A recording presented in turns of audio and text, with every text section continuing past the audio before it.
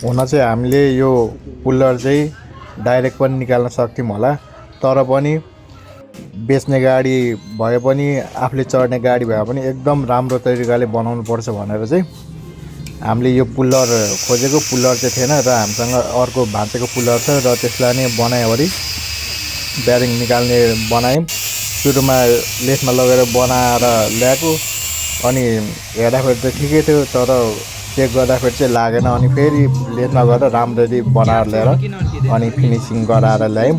So bearing चाहिँ ठोकेर पनि निकाल्न सकिन्छ, वेल्डिङ गरेर पनि निकाल्न सकिन्छ, तर चेम्बरमा दाग बस्छ भनेर चाहिँ हामीले एकदम अनप्रोफेसनल तरिकाले निकालेको छौँ है।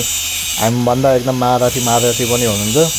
सो तर हामी चाहिँ भर्खर सिक्ने भएकोले, डर लाग्ने भएकोले कस्टमरको यो चेम्बर फुट्छ भनेर चाहिँ एकदम राम्ररी निकाल्ने प्रयास गऱ्यौँ। सो हामीले चाहिँ टाइम लिएर भए पनि के गरे हुन्छ, कसो गरे हुन्छ, जोगाड गरेर हुन्छ, राम्ररी पुल्लर चाहिँ एउटा बनायौँ जे जसरी भए पनि। अनि हामीले ब्यारिङ निकाल्यौँ है। सो तपाईँहरूलाई पनि मन पर्यो भने लाइक, सेयर, कमेन्ट, अथवा मन परेन भने पनि कमेन्ट गरिदिनु होला है। ल अन्तिमसम्म हेरिदिनु होला है।